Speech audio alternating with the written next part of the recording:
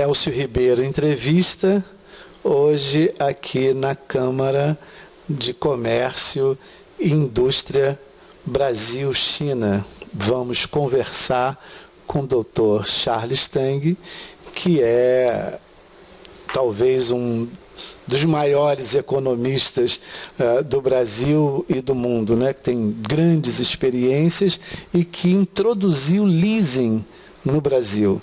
Então, nós temos assuntos muitos para falar de Brasil e China. Doutor Tang, um prazer imenso estar aqui falando com o senhor. Muito obrigado, mas não vamos exagerar que eu sou um dos economistas mais brilhantes do mundo, né? Eu simplesmente dedico muito tempo já a estudar a economia brasileira, a economia chinesa e as relações entre o Brasil e China, né? Eu cheguei no Brasil muitos anos atrás, quando eu tinha 24 anos, 24 para 25, para ser assistente de um brasileiro muito famoso que criou a CVM, né? Comissão de Valores Mobiliários. Eu fui transferido para um banco de investimento em Wall Street, que era Deltec Banking, que controlava, na época, o maior banco de investimento do Brasil, chamado Banco de Investimento do Brasil, BIB. A diretoria era Marcílio Max Moreira, Roberto Conda Bonhausen, Roberto Teixeira da Costa, né, que criou a CVM, e tinha sido antes chefe de um brasileiro que parece que se deu bem, né, Jorge Paulo Lemos, né. E depois o Banco de Boston me tirou da Deltec e voltei para o Brasil com a missão de implantar leasing no país, que não existia na época. Mas depois que eu montei a primeira empresa de leasing, não pude continuar mais no Banco de Boston, porque o ministro Marek Simonson me ligou, pediu para mim montar o banco usando o Simonson Leasing.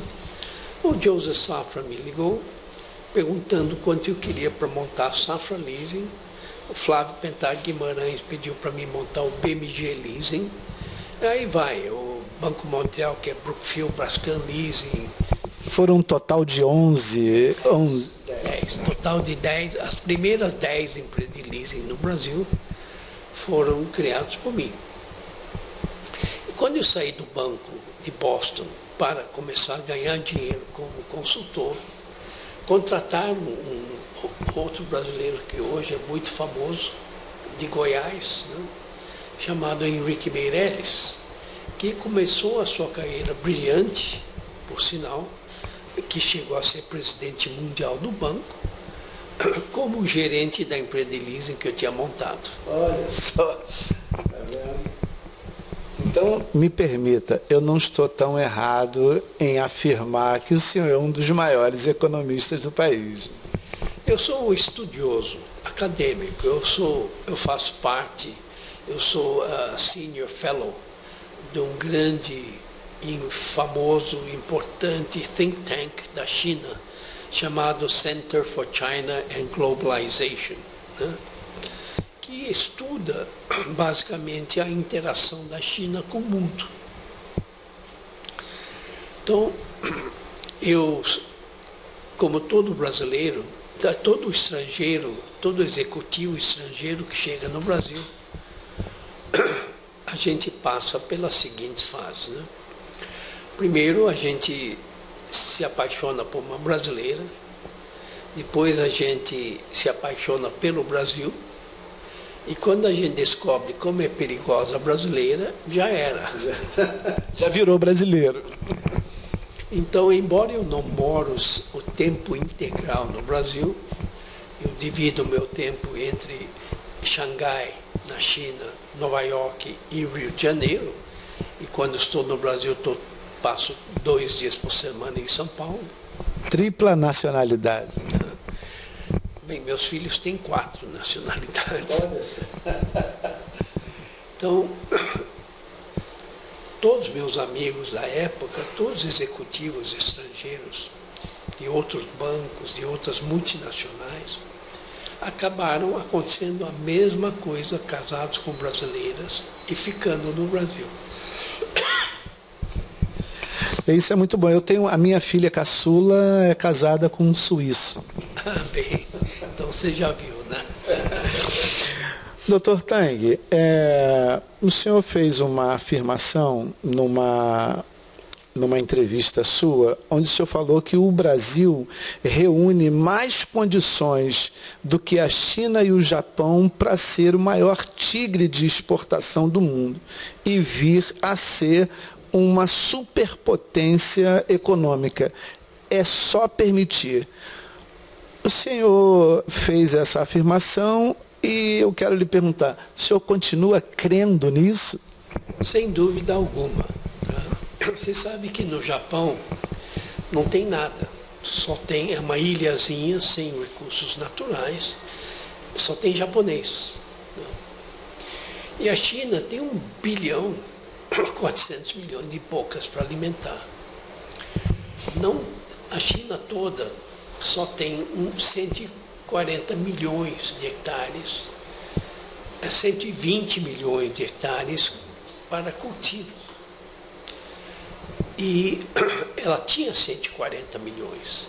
Só que com a expansão dos parques industriais e dos centros urbanos, ela ficou sendo reduzida.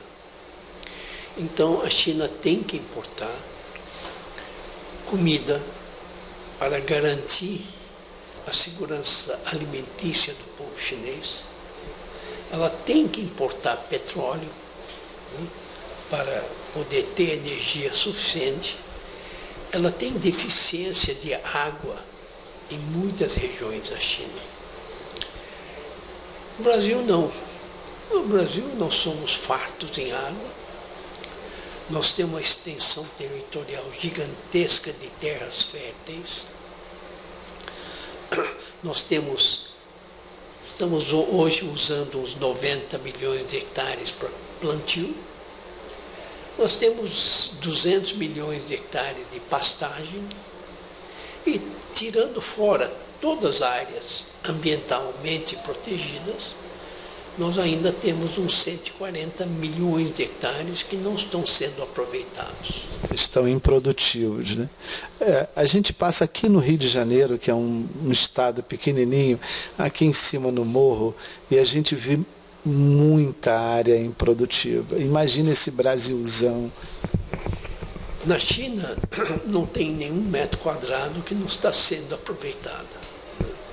Então, às vezes o chinês chega aqui no Brasil e às vezes pega o carro ou visita algumas cidades no interior do norte ou nordeste do Brasil e fica abismado que anda horas sem ver uma casa, uma pessoa, uma vaca.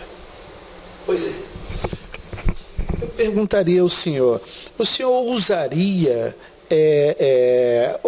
expor uma opinião, um conselho para essa equipe econômica que está aí, com o governo Bolsonaro, que a gente vê que eles estão intencionados em transformar esse Brasil nesse tigre de exportação? Qual seria o conselho que o senhor poderia dar, como economista, como um técnico, em relação a tudo que está sendo falado, reforma da Previdência? O que o senhor poderia aconselhar? Olha, o professor Paulo Guedes é uma pessoa bastante capaz.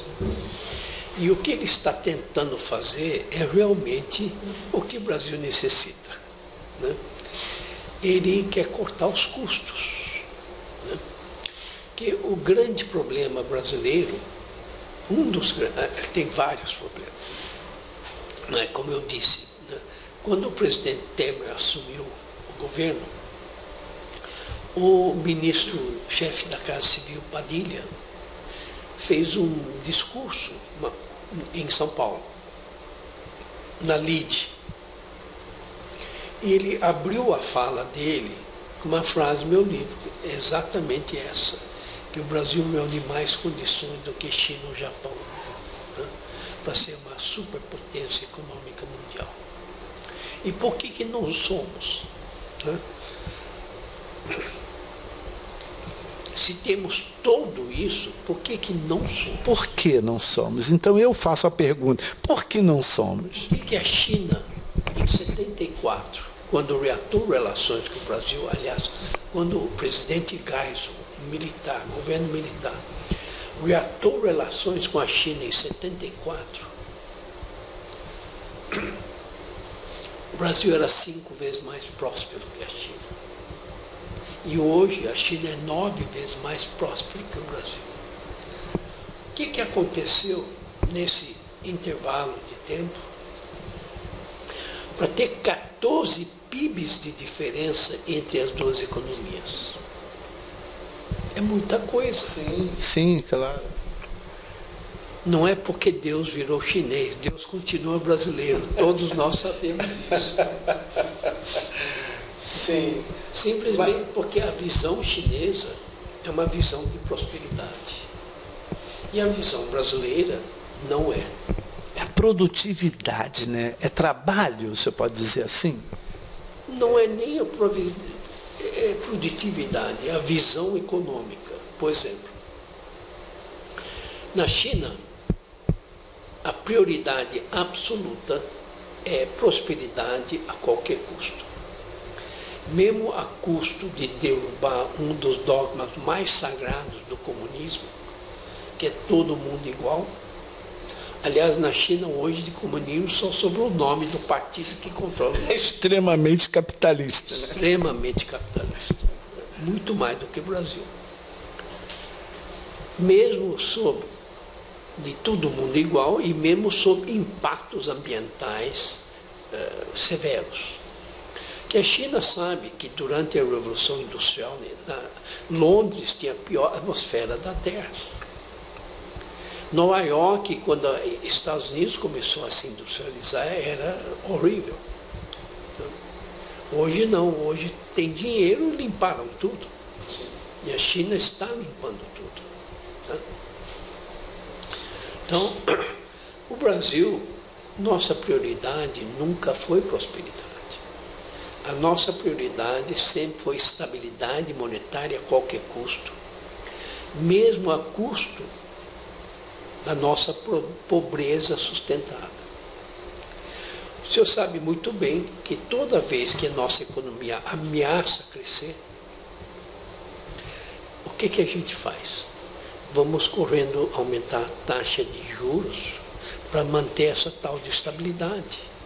Então, como é que a economia vai crescer se a gente não permite que a economia cresça? Trava, né? Coloca uma barreira, um muro, né? Isso é uma parte. Outra parte é que a sociedade brasileira é como a indiana. É uma sociedade de castas. A única diferença, a gente não usa uma pintinha vermelha na testa. Nós temos uma grande maioria do povo brasileiro que tem muitas obrigações e poucos direitos. Aí nós temos uma minoria que vou chamar a primeira, vou chamar da casta sem privilégios. A segunda, mais elevada, que é não produtiva, é a casta onde tem muitos direitos e poucas obrigações. Então é a casta dos privilegiados. Aí nós temos a casta dos marajás, que roubaram tudo e não sobra nada para alavancar o crescimento do país, nem para a saúde, nem para a educação e nem para a segurança pública. E para sustentabilidade, né? Preservação ambiental principalmente, né? Porque nós não temos saneamento. Bem, tudo os serviços que o povo necessita. E aí a autoestima desse povo vai a zero, né? Como que produz? Como é que... Então, o professor Paulo Guedes, quando ele diz que tem que cortar custo, eu adorei aquela entrevista que ele deu, quando ele estava falando dentro do Congresso para os deputados. O cidadão normal aposenta com um salário e meio. Aqui ninguém aposenta com menos de 28 mil reais. Tem muita coragem e fala a verdade. É uma verdade. E que eles não abrem mão, né? Sim. Então não tem como alavancar o crescimento do Brasil se nós só temos duas visões econômicas no Brasil. Ambas levam à pobreza. O nosso centro-direita acredita piamente que a cada 2 anos temos que quebrar todas as empresas com juros altos. Que é só assim que vamos conseguir preparar o caminho para o desenvolvimento sustentado. Só que a gente tentou isso 20 e poucas vezes ao longo de 30 e poucos anos, nunca deu resultado, mas nós somos muito persistentes. Sim, brasileiro não desiste nunca. Né? Essa frase Enquanto ainda tiver empresa para quebrar, nós vamos continuar. Mas estão crescendo números de empreendedores, né? O nosso centro para a esquerda continua com aquele apego aos dogmas socialistas e ao populismo que a China teve que jogar na lixeira 40 anos atrás para poder começar a crescer. Eu sempre digo que os nossos economistas não leram o capítulo 2 do livro de introdução de economia. O capítulo 1, que aqui é tudo doutor, é muito simples. Se você quebrar todo mundo, acaba o consumo, acaba a inflação. Sim. Mas o capítulo 2 é: se você reduzir o custo do Brasil, você não só elimina a inflação, como você faz a economia crescer. Você alavanca o crescimento da economia. Porque daí sobra dinheiro para investimentos. Né? Então, eu vivi e trabalhei em 7 países. Eu nunca vi um povo mais disciplinado e patriota que o povo brasileiro. Eu não bebo álcool no almoço, não bebo álcool, ponto final, não bebi nada no almoço para falar isso. Simplesmente porque eu sei que você está me olhando assim meio abismado, como todo brasileiro faz, mas não existe povo nesse mundo que mais necessita do sonho e da esperança de dias melhores do que o povo brasileiro. E por esse sonho e esperança sacrifica qualquer coisa. Você vê, no apagão todo mundo bateu continência. No confisco do Collor, ninguém gostou, mas era pro bem da nação. Engoliu. Você faz isso em outros países, acaba governo, acaba partido. E uma guerra civil. Imagina, você enfiar a mão no bolso de todos os cidadãos do país. Isso é emocionante de ouvir, né? Nós, como brasileiros, ouvir isso, de que nós temos uma capacidade imensa, que somos hospitaleiros, que somos ordeiros, e a gente fica amargando, né, essa pobreza. Você vê que no plano cruzado, todos os cidadãos queriam ser fiscais do plano. Muitos queriam ir para o campo laçar boi. Né? E no Castelo Branco, todo mundo tirou a aliança para pagar a dívida externa do país. O Brasil é tão fácil mudar, que o presidente Kubitschek, em um governo somente, transformou uma sociedade agrária numa economia industrial. E o presidente Collor, em menos de meio governo, mudou o conceito da nação. Totalmente. E a cada malfadado... Acabou com as carroças e hoje a gente tem Mercedes, BMW, Audi e tudo mais. Mas não é só isso, o conceito mais amplo, não é só voltado aos automóveis. Sim. Então... Porque o sonho de consumo do brasileiro é ter um automóvel de marca. Não, o que eu estou falando é mais de abrir a economia. Claro. Né? introduzir métodos mais modernos, de qualidade, aí entra também automóveis, né? E a cada plano malfadado que nós tivemos, esses planos Press, plano Collor, plano etc., nós conseguimos fazer profundas reestruturações na estrutura econômica e financeira do país. O Brasil é tão fácil mudar. Essa é a missão da CCIBC?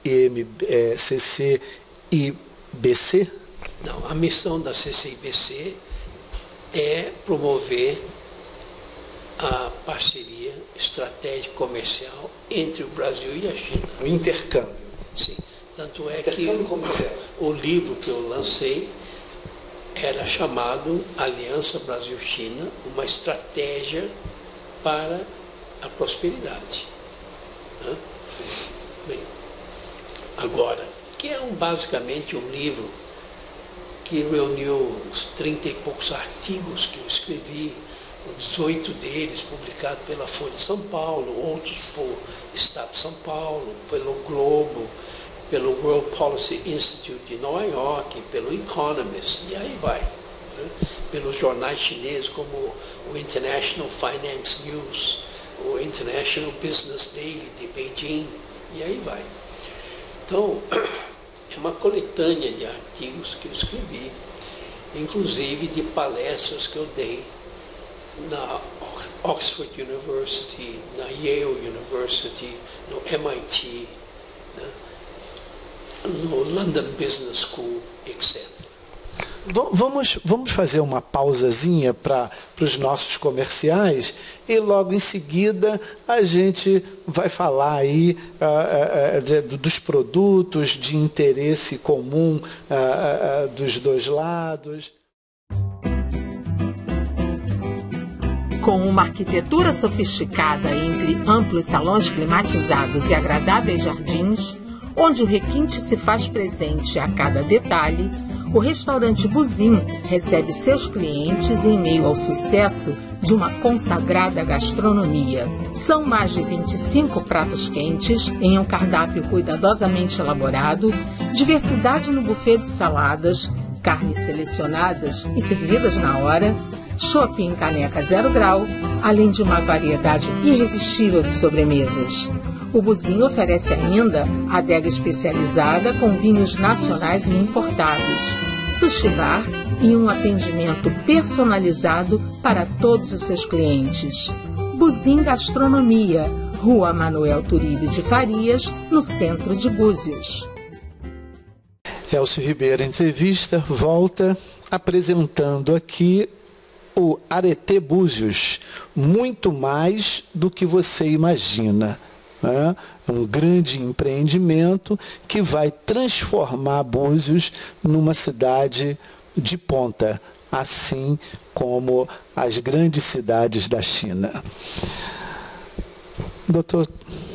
Teng, quais são os principais produtos produzidos no Brasil de interesse da China e o turismo entre os dois gigantes? Está bem fomentado? Olha, o Brasil produz muitos produtos que poderiam ser vendidos para a China. Só que é muito difícil vender produtos manufaturados de um país que tem um alto custo Brasil para um país que tem um baixo custo China. Por isso que a gente vende principalmente o que Deus abençoou o Brasil. Soja, carne bovina, suína, agora com a doença na China dos suínos, né? Aves. E com essa guerra comercial entre os Estados Unidos e a China, nós vimos que ano passado o Brasil exportou 90% da sua produção de soja para a China e comprou para o seu próprio consumo soja americana com um desconto de 25% do preço, que equivale à taxação adicional se os Estados Unidos exportasse para a China sua soja. Então, como que explica uma coisa dessa? Bem, a política dessa guerra comercial me parece ser: eu vou dar um tiro na sua perna, dando um tiro no meu braço, para atingir a sua perna. Mas essa guerra comercial fez com que o Brasil, o benefício, a bonança para o Brasil, não é de curta duração. Mesmo com acordo comercial entre a China e os Estados Unidos, onde a China vai ter que comprar mais dos Estados Unidos e menos do Brasil, que China isso é o cliente. O Brasil e os Estados Unidos são concorrentes, né? Se compra mais da China, se a China compra mais dos Estados Unidos, compra menos do Brasil, né? Então, eu acho que essa guerra comercial fez com que a China, claro, para todo o povo e o governo chinês, que eles não podem contar com um fornecimento americano. É que como um vaso, a confiança é como um vaso. Depois você quebrar, é difícil colar. De remendar, né? Então, o benefício para países como o Brasil, Argentina, etc., é de longo prazo. Embora, logicamente, no acordo vai ter que comprar mais dos Estados Unidos e, portanto, comprar menos do Brasil, né? Bem, então, agora, em termos de turismo, a China exportou ano passado 130 milhões de turistas. E cada turista chinês gasta mais do que um turista americano. Por que não vem para o Brasil? Pois é, o senhor tem uma estatística que diz que existe hoje na China aproximadamente 50, 60 milhões de chineses querendo conhecer o mundo e com condição de consumo bem expressivo.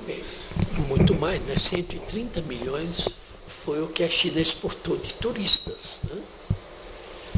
E os chineses estão cansados de ir para Paris, ir para Londres, ir para Nova York. Já perdeu a graça para eles. Mas há quem diga que o chinês não gosta de praia. O chinês não gosta tanto de tomar sol, mas adora ver vista bonita de praia. Eu sugeri para o governador de Rondônia e do Pará que eles têm que promover o turismo para o Brasil. Por que o chinês não vem para o Brasil? Por uma série de razões. Primeiro, porque a gente nunca foi vender lá, né? Por exemplo, em 2002, a nossa Câmara fez a primeira feira de promoção comercial na China depois de 18 anos. Bem, e foi nesse tempo, justamente quando a China começou a ficar rico. Então os chineses passaram a tomar café americano e suíço, que não plantam café, Maxwell e Nestlé. Os chineses começaram a comer castanha caju da americana Planters, que não planta caju. Os chineses começaram a tomar suco laranja europeu, que não planta laranja. E, como ficando próspero, compraram muitos móveis finos de couro e madeira da Itália, que não tem nem couro nem madeira. Simplesmente porque o brasileiro não foi vender. Se você for hoje na China e for para o supermercado, tem vinhos de todos os países do mundo. Tem países que nem lembro quais são, mas não tem vinho brasileiro. Sim. O meu amigo Thomas Weber, que é o presidente da Tours Rio, falou comigo hoje que vão participar da feira de turismo de Xangai agora, né?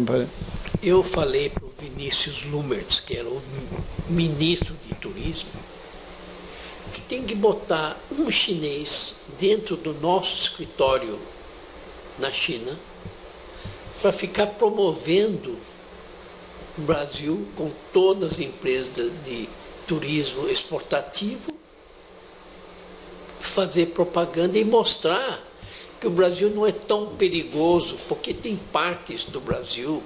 Olha, imagina, eu falei para o governador Helder Barbalho e para o governador de Rondônia, seja mais novo, se misturar, visita as tribos indígenas, com pesca, com visitas à floresta. Extraordinário. E não tem violência. Violência tem nas favelas do Rio de Janeiro e em alguns lugares de São Paulo.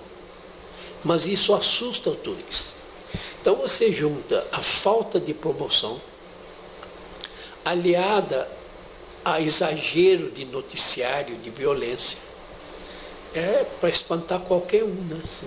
É por isso que a TV Búzios trabalha uma agenda positiva. Então, o nosso principal mote é trabalhar a agenda positiva. Nós não falamos nada de negativo, a gente não anuncia que morreu o fulano na esquina, que houve um assalto, porque nós temos muito mais coisas boas para apresentar do que coisas ruins.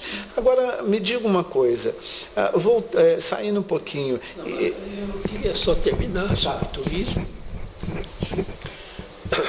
E também o antigo ministro do Turismo queria conseguir, na época,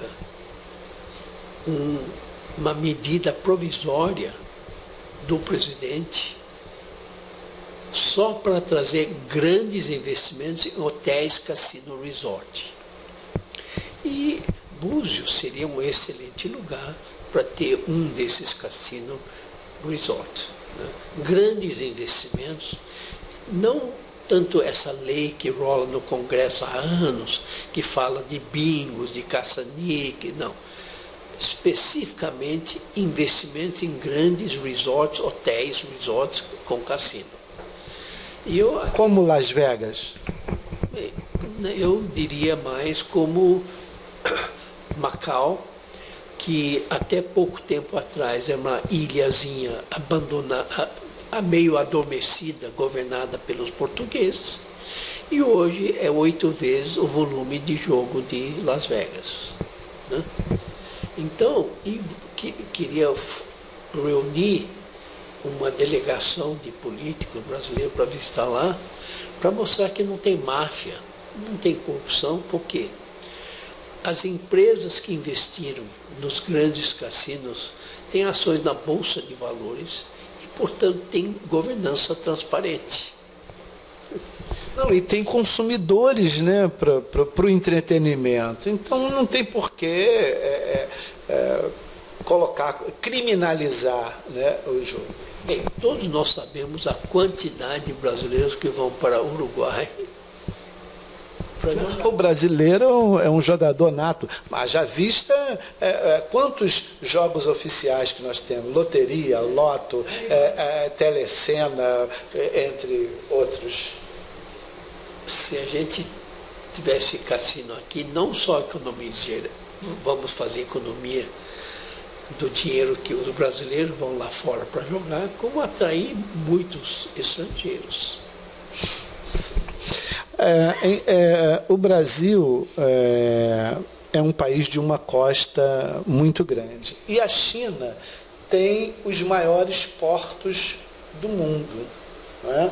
Então, como se vê a indústria naval brasileira e a administração dos portos e a capacidade de construção de novos portos? Você vê viabilidade para isso? Sem dúvida alguma. Você sabe que a China Merchants está lá, comprou a área de containers lá no Paranaguá. E o grupo CCCC está construindo lá em Itaqui, investindo 1,7 bilhões de dólares, junto com Walter Torres, W. Torre, né? Então, você tem que entender um pouco a filosofia do Belt and Road, cinturão e rota.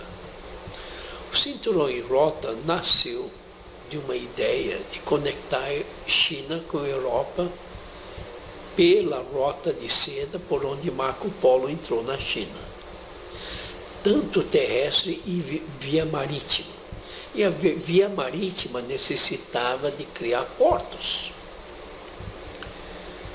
Só que esse conceito de Belt and Road foi expandido. Hoje praticamente inclui todas as rotas do mundo para a China. Sim. E existe no Brasil um projeto bioceânico que ligaria Marajó ao Peru, ao Equador. Eu acho que era para sair do Porto de Açu e terminar no Pacífico, atravessando Peru, né? Mas que o senhor falou em Pará, o senhor falou em Rondônia. Não, e tem outro plano que vai parar no Antofagasta, no Chile. Sim. Daí atravessa a Argentina, Paraguai, Argentina e chega no Chile. Tá? Então, isso já pega grãos do Brasil, da Argentina, do Paraguai e leva para a China. Então, isso poderia vir do Pará, fazer uma triangulação aqui no Açu, ou aí que a gente coloca Rio das Ostras, ou aquela região. Eu acho que basicamente vão definir o bioceânico. Eu estive com o chairman da China Railway International, que está fazendo o planejamento do bioceânico.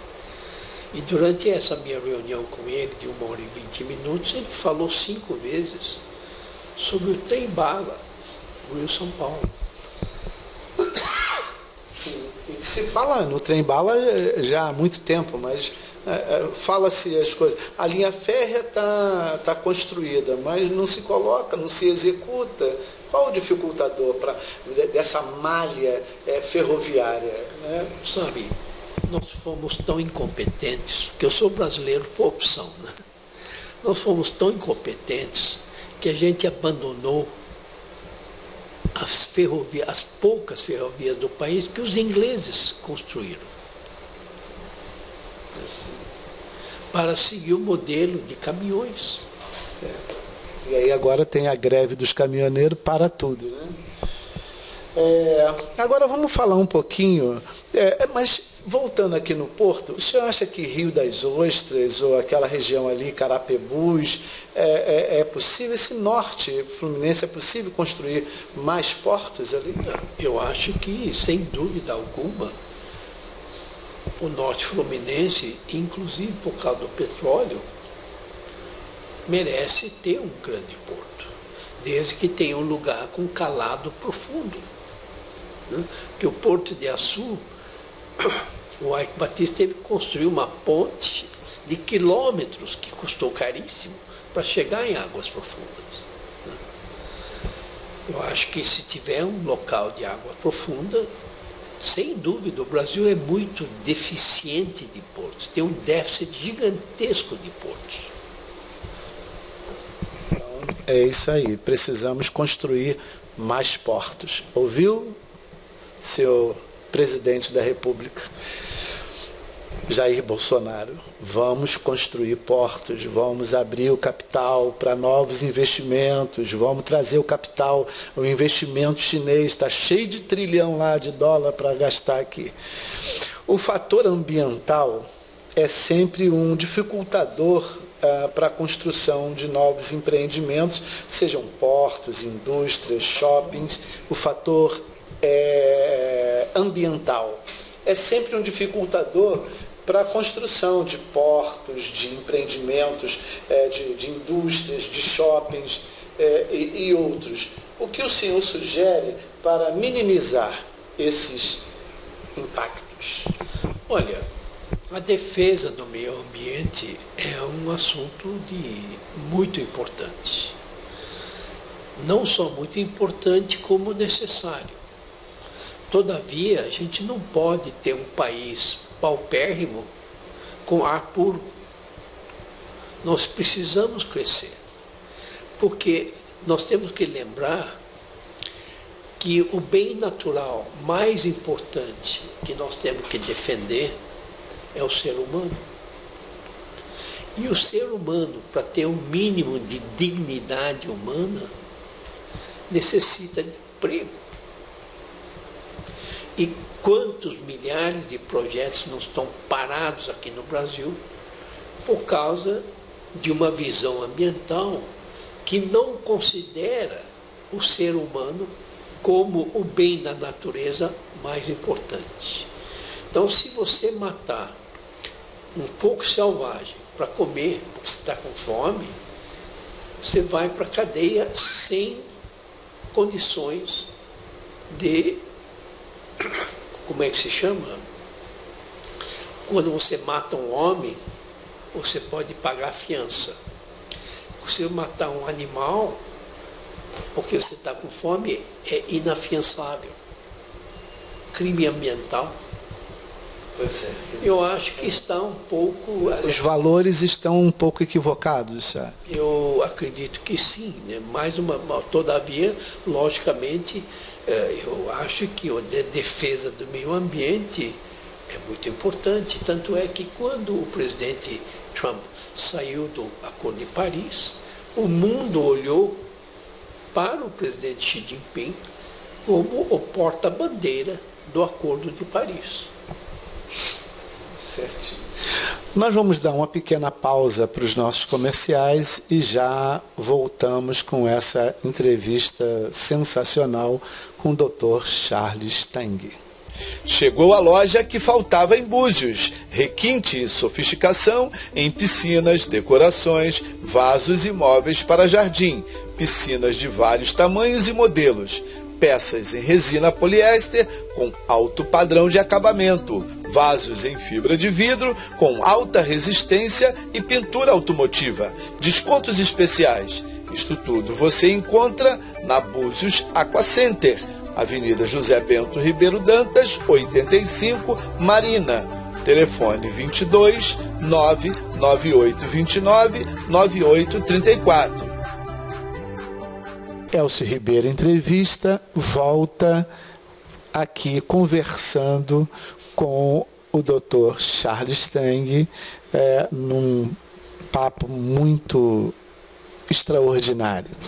E agora nós vamos falar, Dr.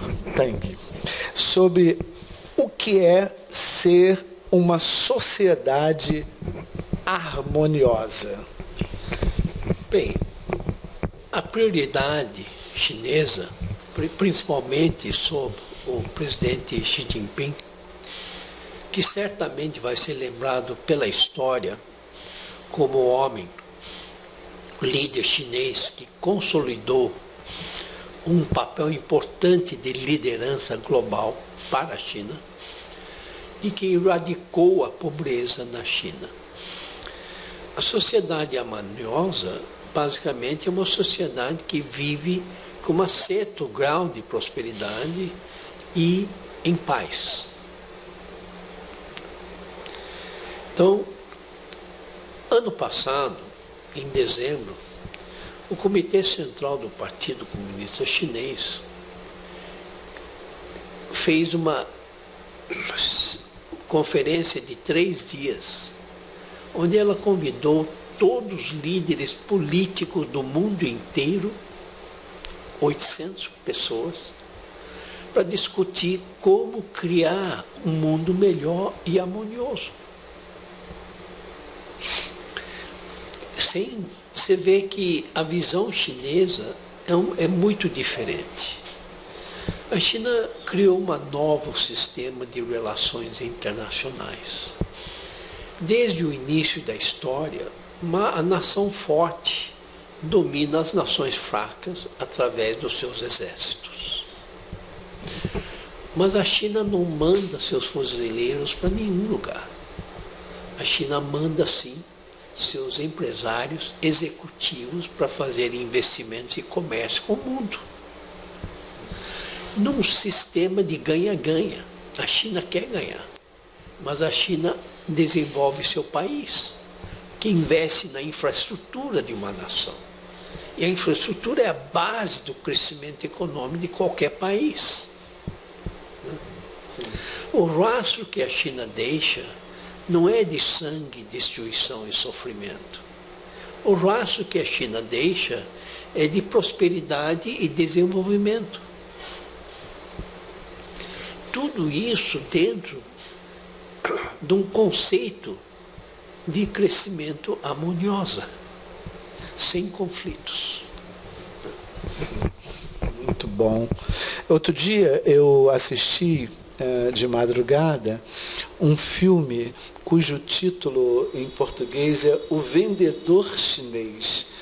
E muito bacana, que é a história de um chinês técnico em telecomunicações que vai representar uma empresa num país da África e chega lá, ele salva o país da guerra civil e é a bandeira chinesa que ele hastia, não a bandeira branca, mas no momento que ele hastia a bandeira chinesa, então cessa-se o confronto armado e ele prossegue na caminhada dele, né? Então, quer dizer, a China, e a mensagem desse filme era essa, né? A China promovendo a paz por intermédio da tecnologia, por intermédio, né, do livre comércio. Olha, na minha palestra na Universidade de Oxford, eu disse que a África, que um jornalista do BBC, World TV, me entrevistou e fez um desafio assim.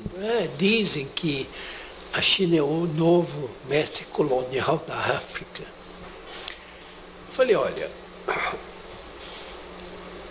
a África, com suas riquezas sugadas pelos antigos mestres coloniais, foi deixado como um continente esquecido por muitas décadas, até que a China começou a investir maciçamente na infraestrutura de quase todos os países da África e transformou a África num continente de esperança.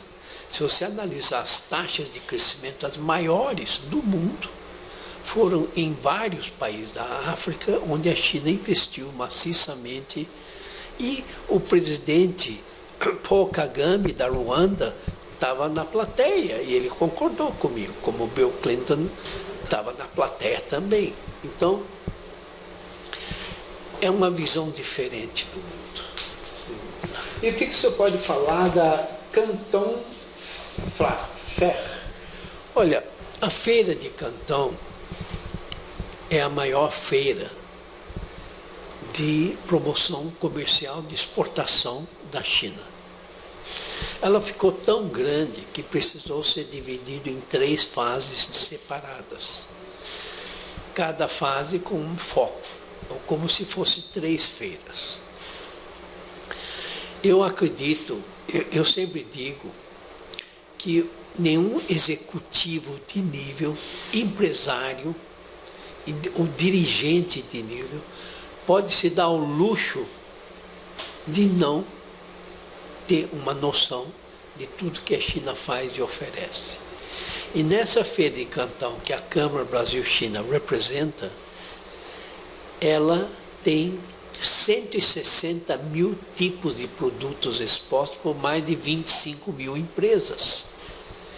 Então, alguns dias nessa feira, você logicamente não vai sair como expert, você sai com uma boa noção de tudo que a China faz e oferece. 1 milhão de metros quadrados de área construída para fazer a feira. Exatamente. Então, nós ajudamos vários empresários a ganhar muito dinheiro visitando essa feira. Por exemplo,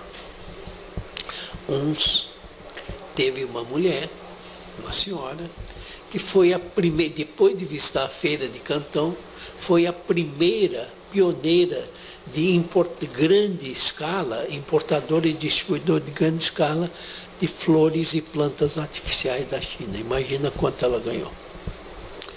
Outro jovem rapaz, que era dono de uma loja de material de construção, ganhou muito dinheiro, foi o primeiro que importou aqueles tijolos de vidro quadrados. E tem o Rei de Alho aqui do Rio de Janeiro, que foi o primeiro a importar, se tornou o rei do alho, que se não fosse pelo alho chinês importado, todas as famílias brasileiras estariam pagando 3 vezes mais pelo alho que consomem. Então, eu acho, e outra feira que nós representamos é a feira de importação da China, ou seja, a China querendo comprar do mundo. Então, final do ano passado, em novembro, foi a primeira edição. Essa feira de Canton Fair é de exportação.